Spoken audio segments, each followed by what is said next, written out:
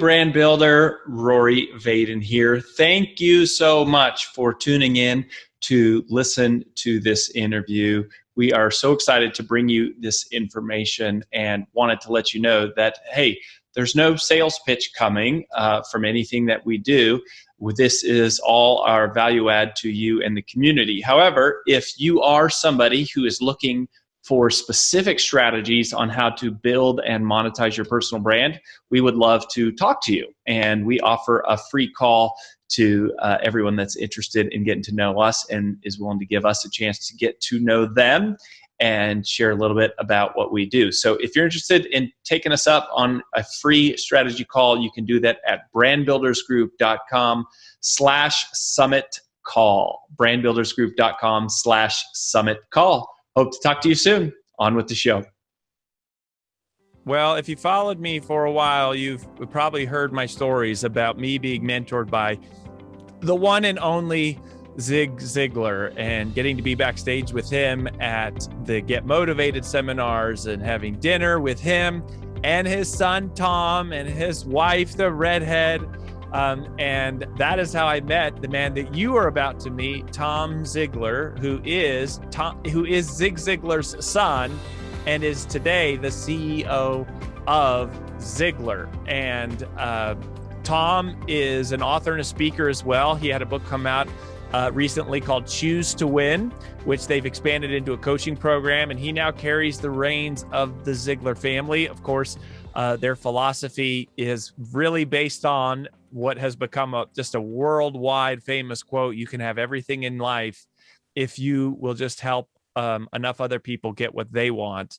And so I thought it would be good to talk to Tom and catch up with him. We haven't talked in a little while, and hear everything that's going on at Ziglar and some of the story about how his dad built his personal brand and what they're doing now in the succession and the legacy and transitioning to everything that Tom is doing. So Tom, welcome to the show, my friend. Well, it's great to be here, Rory. It's been too long, but I'm excited for what you're doing and just honored to be on. Well, thank you, buddy. I was trying to think.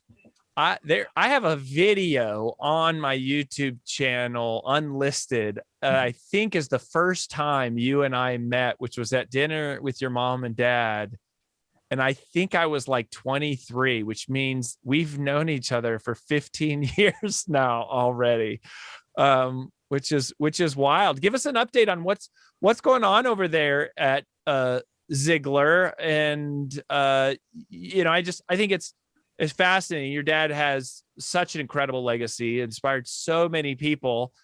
It's really exciting to see that everything is still going and it's transitioning. So talk to us a little bit about, like, when did you take the reins? What has that been like? And where are you guys at now? And what is Ziglar focused on as Ziglar Legacy?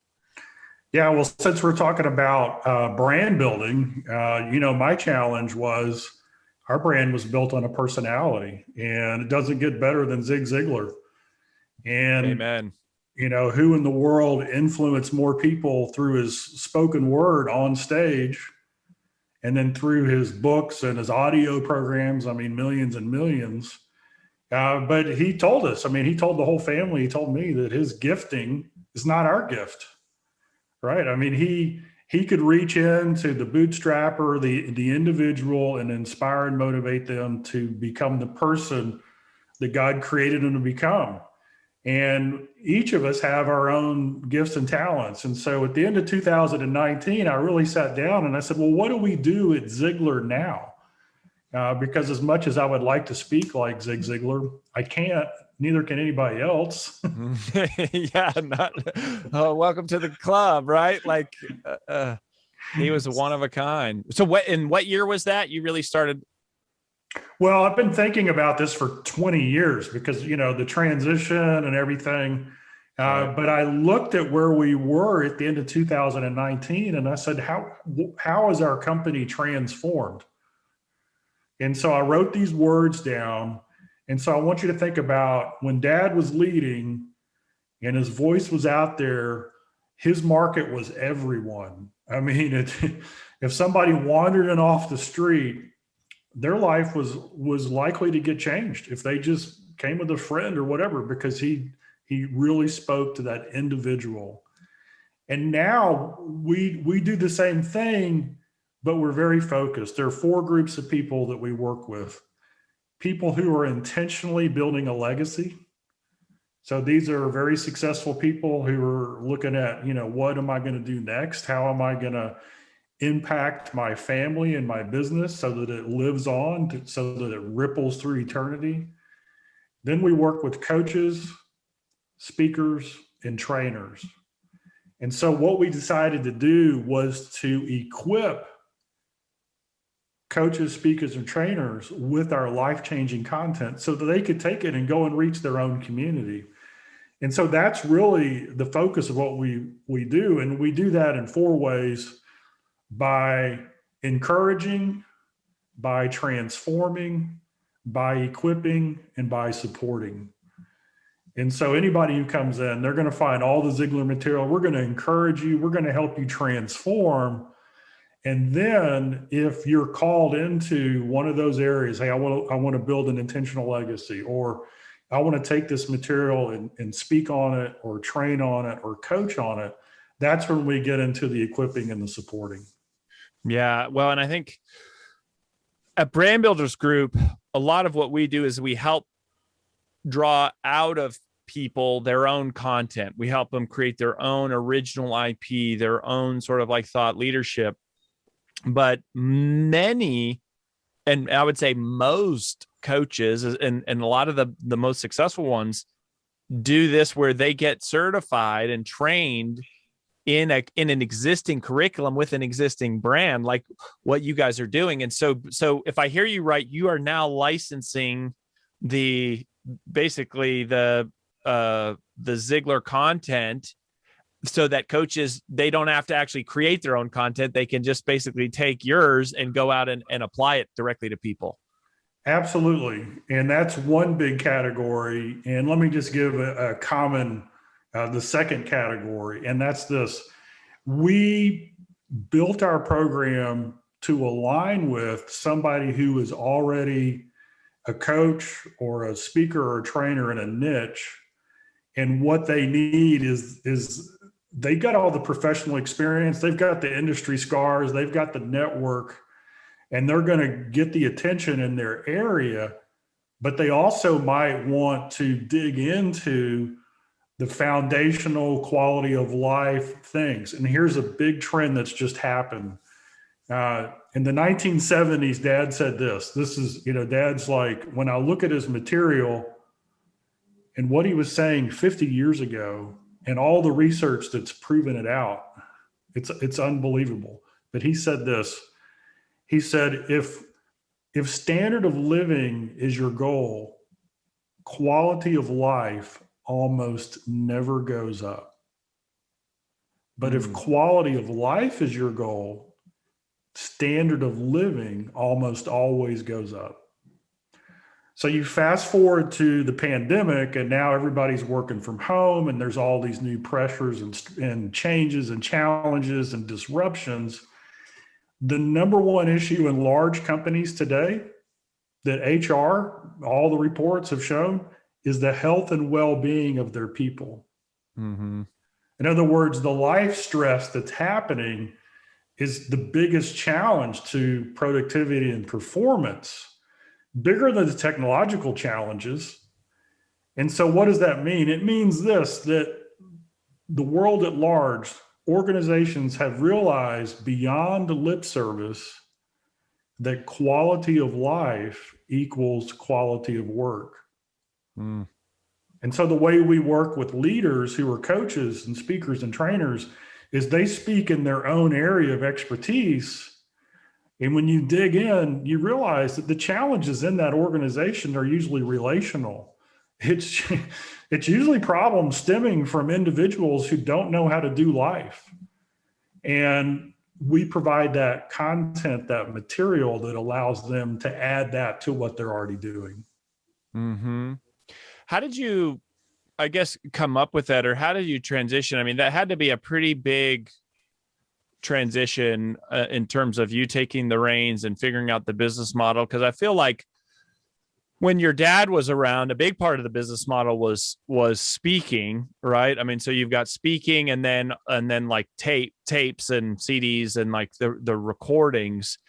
And where you guys weren't, at least I don't remember you have been as much of a coaching model back in those days. So that's a big pivot that you've made as the CEO, right? It's a big pivot. And it happened, let's call it part one, part two.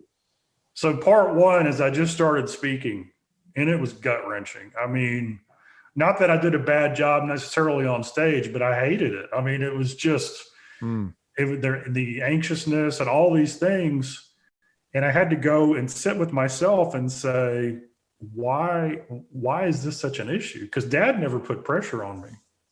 So in my head, I had told myself, people want to hear Zig Ziglar. They want me to be like Dad. And I translated that into, I have to speak like him. And so what I'd done is I'd bought into a lie that I'd been telling myself. And so immediately I started working on that mindset. And I said, no, people want me to be me, but they want me to have the same principles and values that Dad had. So that allowed me to, I'm a why behind the why guy. I like to know, I like a lot of evidence. I've got a dry sense of humor. And so once I became myself in leading, then you start noticing, okay, who gets naturally attracted to this and what are my talents? So Dad was speaking. I'm more a trainer and a coach. I like a little bit longer. And so we created our Ziegler Legacy certification where we work with speakers and trainers to go teach it. And then the coaches started showing up from every direction. And even crazier is a lot of business owners came in and said, hey, I don't want to make a business out of this, but I do want to take this back to my own company. I want to develop my own people. And so that's been a great. And so first I had to realize, quit trying to be somebody else. What are my gifts and talents? And then how do my gifts and talents best serve our customers? And so that was the graduation or the timeline, if you will. And then what does the organization look like? Like how many people are on the team, like employees versus contractors in terms of like how you support? Because you guys, just to be clear, you don't do coaching per se. You license your content to coaches and, like you mentioned, like maybe business owners to go out and teach the content. Although you do provide some support to the coaches, but you're am I understanding that right? That's right. So this is kind of cool. We have 3 employees. Wow. Okay. And then contractors is everything else. And we have about 200 and some odd Ziglar speakers and trainers and about 150 Ziglar coaches. Wow. Okay. And these coaches and these speakers, they'll have their own brand and it will say Ziglar Legacy Speaker or Choose to Win Coach or See you at the Top Coach, Ziglar Coach. And so that's how we kind of partner with them. I love that. Yeah. I mean, I think that is so cool. And it's, who doesn't want to be associated? I mean, anybody who, has known the brand, it's like, who doesn't want to be associated with it and be able to talk about those principles. And I think so part of why I'm asking is just, I think it's a really great model. Like it's a very great, you guys are in a licensing model where you have figured out if we can take our content, which we do content really well. Your dad created all this content. You've created all this content. If we can take all of our content, package it up so that people don't have to create their own content, they can use it or use it in addition to the content they're creating.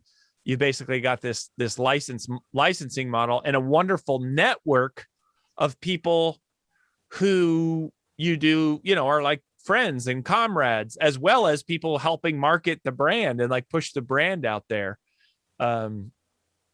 It's awesome. And people are attracted off of the quote that you mentioned at the beginning. You can have everything in life you want if you'll just help enough other people get what they want.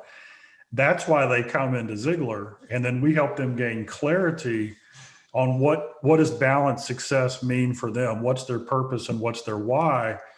And then we have decades of content that we equip our speakers and our coaches with to dig deep on that. And, you know, one of the cool things that I love is that when corporate world says quality of life equals quality of work, they're recognizing that people are spiritual. And so I see, you know, one of the big disruptions that's coming is, I think the spiritual conversation isn't going to be politically correct and dangerous anymore. It's literally going to be, hey, you know what? I want to be successful. I want to spend time with my family. I want to live in Costa Rica. You know, that's what a top performer is going to say. And these principles and values are important to me. And who do they want to work for? If I'm a top performer and I can work anywhere in the world, I'm going to want to work for leadership that says, you know what, you're right. We value that. We understand that life is more than getting the next project done. And what's weird about it, in a very cool way, is that once you start to support that, productivity and performance goes up.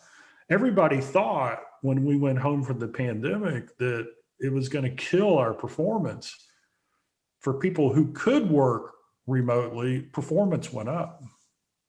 Yeah. I mean, I think that is so valuable and important. I think the human spirit has in many ways just been ignored at the workplace for too long, just viewed as just, you know, some hands or a cog to produce something, and people waking up to the quality of life. And I think the other thing that's driving that trend is that leaders are waking up, because they're going, man, I've been doing this for 25 years. I'm burnt. Like I'm toast. Like, you know, the raise isn't worth it. The title isn't worth it. Like I've had 2 divorces or whatever, you know, like they just, I haven't had 2 divorces, for those of you listening. I'm still married to AJ, but, I think people are going, yeah, there's more to it than this. And so what I heard you just say is you think that part of the future includes, just as people are waking up to this idea that the whole person is,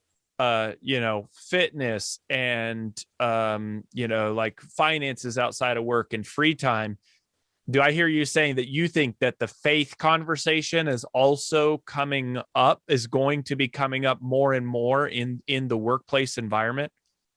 I do. And the reason for that is, and I'm going to give a new term that I've landed on, and there's so much going on. So here's the term that I'm kind of coining, and that's this: asynchronous vulnerability.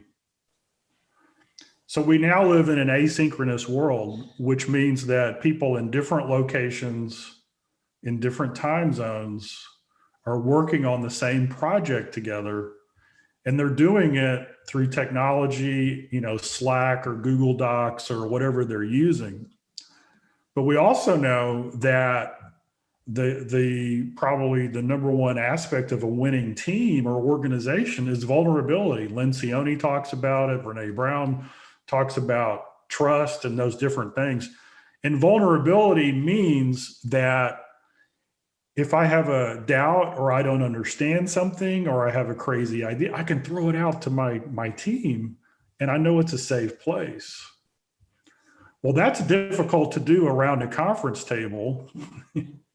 It's really difficult to do if you live in different countries and different time zones and you're only communicating through a static document and Zoom, right? And so, well, what creates an environment where somebody would be vulnerable in this new world? It comes down to virtues like kindness and respect and all the spiritual qualities that we talk about. The old style top-down leadership, do it because I said so, command and control, you know, this is the way it's going to be, that's gone. The millennials are pretty much ushering that out anyway. But now through a camera, if you tell somebody what to do over a camera, they start looking. 46%. I read a study this week, I think it was a Microsoft study. 46% of employees are going to look for a job somewhere else this year. Wow. That's crazy. So you got to ask yourself, what are they looking for? In my mind, they're looking for a coach leader, somebody who's collaborative, who asks questions, who's more focused on the growth of their people than the results. Let me say that again. They're more focused on the growth of their people than the results. Not that they don't want results, but that they know this. When a pandemic black swan happens and you try to revive a business plan based on an environment that no longer exists, you're doomed to failure. So what old style companies and organizations do is they beat that horse that's lying on the ground, hoping it'll get up and run. It's because they're focused on results. If they were focused on growth, they would look outside and go, look at all this opportunity. People have more problems than ever before. This is a buffet for us because our people are growth oriented and they get excited about embracing the change. Mm-hmm. And I love that. And so leaders who embrace the growth mindset, which I love all the research that validates what Dad started to see at the top book in 1974. People who embrace that, they're the ones who do well in a time like this. And when we look at technological convergence and the things that are going to come in and change, I mean, Warren, when we do this podcast 5 years from now, we're going to have on glasses and the video screen is going to be on the back of our lenses and our brain's going to think we're having coffee together. We won't even know we're not in the same room. Mm-hmm. So why would we ever go into the office? If our brain thinks we're in the office, why would we go? It's a wild time. I mean, I think that, and I love just this. It's kind of just like developing your people and not just focusing constantly on profit. And it's like, that's what a leader is. It's like, that's who I am willing to submit myself to, as someone who's looking after me versus someone who's just trying to get something out of me. And certainly principles and virtues your dad made a career out of talking about long before, there was the data and the trends. Let me ask you this, Tom, where should people go if they want to plug into what you guys are doing and just get connected to you and the team and what's happening at Ziegler these days? I'll make it easy. I'm kind of one of these weird, crazy guys. So first is easy. Just go to Ziglar.com. You can check out what we're doing. But if you want to reach out to me, just email me, Tom@Ziglar.com. So that's pretty easy. Tom@Ziglar.com or go to Ziglar.com. I mean, you've always been so approachable, my friend, and you've always been so supportive of me and AJ and the stuff that we're working on. I've felt almost like a distant part of the Ziegler family, as I imagine probably millions of people do, because your whole family has that. I got brothers and sisters all over the world. It's just unbelievable. If there's anything that I would say about the legacy, is I can walk into any room and I'm speaking to friends and family. I mean, it's just amazing. Yeah. Well, we wish you the continued best for you and the family and the friends, and of course, the honoring memory of your father, who carries a dear spot in my heart and always will. And thank you for coming on and giving us an update and tuning in. So we're praying for you guys. Appreciate you.